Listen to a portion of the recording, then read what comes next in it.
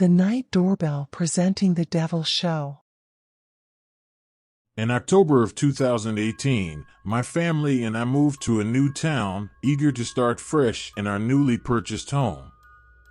The quaint, old house exuded charm, nestled at the end of a quiet, tree-lined street.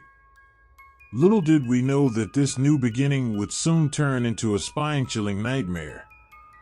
The cool autumn nights brought with them an unsettling atmosphere. As the leaves fell and the days grew shorter, strange occurrences began to unfold. It started innocently enough, with subtle creaks and whispers in the stillness of the night. My children complained of hearing giggles and soft footsteps in the hallway outside their bedrooms, even when no one else was there. One particularly eerie evening, my husband and I were watching TV in the living room when we heard a faint, melodic piano tune playing from the direction of our empty basement. We exchanged puzzled glances before descending the creaky stairs, the music growing louder with each step. The basement was pitch dark, but the haunting music seemed to emanate from a corner where an antique piano stood, draped in dusty sheets. As we approached, the piano lid slowly lifted, revealing keys that began to depress themselves in a ghostly melody. Our breath caught, and a frigid chill swept through the room. That's when we started to see her, a young girl, her face obscured by long, dark hair, sitting at the piano bench, her fingers dancing across the keys. Her presence sent shivers down our spines, and we couldn't deny the supernatural events unfolding before our eyes. The encounters grew increasingly unsettling. Objects moved on their own, and eerie whispers filled the air. We reached out to experts and paranormal investigators who confirmed the presence of a restless spirit in our home. The decision to leave our new home was not an easy one, but the relentless paranormal activity and the presence of the mysterious girl at the piano left us with no other choice. We found a new place in town, a modern and unassuming house far removed from the eerie experiences of our previous abode. However, it seemed that the supernatural occurrences were not ready to release their grip on us. As we settled into our new home, the ghostly encounters persisted as if they had followed us. Whispers in the night, shadowy figures, and unexplained phenomena plagued our family. One chilly October evening, we gathered in the living room, seeking some semblance of comfort and safety. The TV flickered, and a series of unsettling images flashed on the screen. We watched in horror as the spectral girl from our previous home appeared before us, her dark eyes locking onto ours.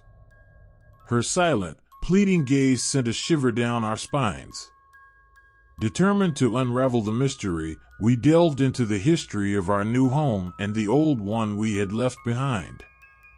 It was a haunting journey into the past, uncovering stories of tragic accidents, unexplained disappearances, and the restless spirits that had long been associated with the houses we had lived in.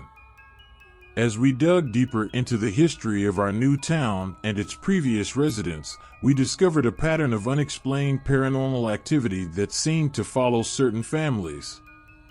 It was as if the town itself held a dark secret, one that had intertwined the fates of its inhabitants for generations. Haunted by the unrelenting presence of the ghostly girl and the eerie occurrences, we couldn't help but wonder if we were now part of that cursed legacy. October in our new town took on a new, chilling meaning, and the line between the living and the supernatural grew increasingly thin. Our story serves as a reminder that sometimes, when we move to new places, we carry more than just our belongings with us.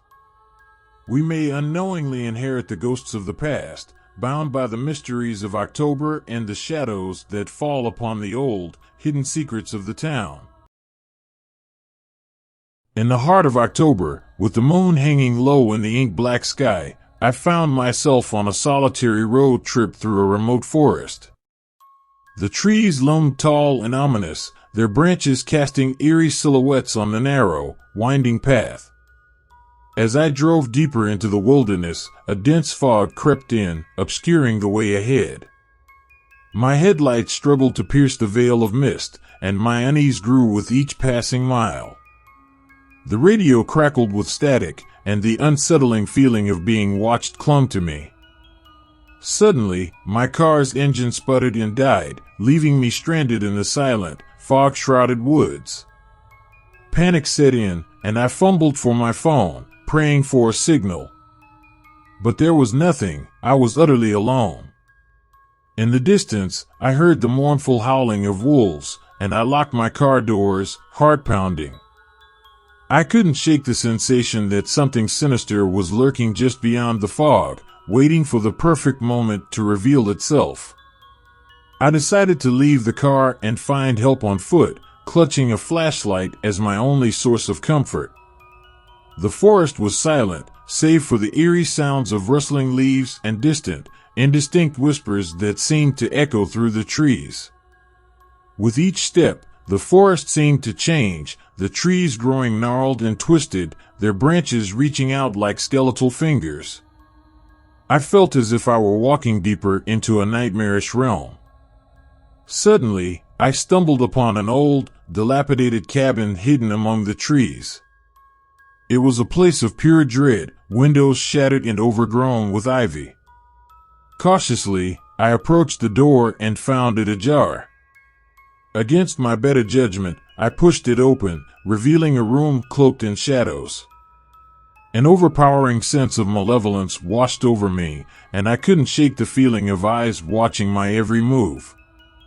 As my flashlight's beam pierced the darkness, I caught a glimpse of something in the corner of the room, a grotesque figure with hollow eyes and outstretched arms. I stumbled back in horror, barely escaping the cabin. The kind stranger who had rescued me from the sinister forest dropped me off at a small, isolated gas station on the outskirts of a nearby town. The place was old and weather-worn, and I couldn't help but feel a sense of unease as I entered.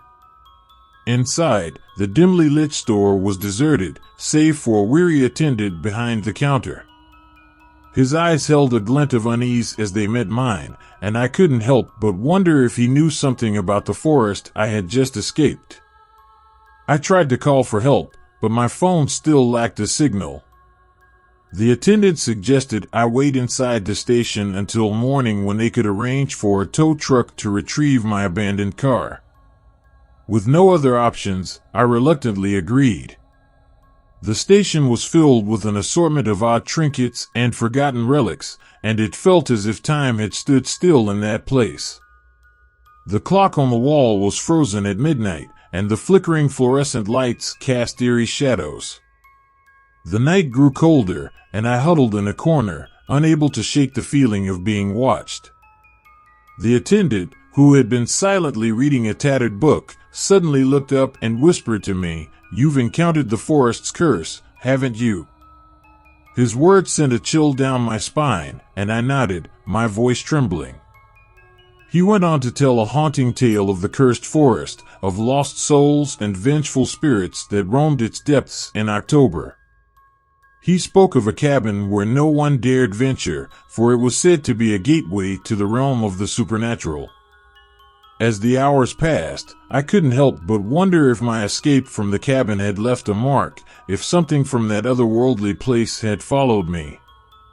The gas station seemed to grow colder, and strange sounds echoed through its empty aisles. Just before dawn, the attendant handed me a small, ancient-looking amulet. "Wear this for protection," he said, "and never return to that cursed forest." With those words, he ushered me out, and I left that eerie gas station behind, vowing to heed his warning. I never did return to the forest, but to this day, I carry the amulet as a reminder of that terrifying October night, when I glimpsed a world where the supernatural and the living intertwined, and the boundaries of reality blurred in the shadows of that sinister wood. In the cool, crisp month of October, the leaves were turning shades of crimson and gold, casting eerie shadows under the silver glow of the full moon. It was a night much like this when I experienced a chilling encounter that still haunts my dreams. I had decided to take a leisurely walk through the dimly lit streets of my small, quiet town. The silence was broken only by the distant hoot of an owl. As I strolled along, I noticed a faint, melodic humming coming from an abandoned, decrepit house at the end of the road. My curiosity got the better of me, and against my better judgment, I decided to investigate. The house was a relic of the past, its wooden boards creaking with every step I took.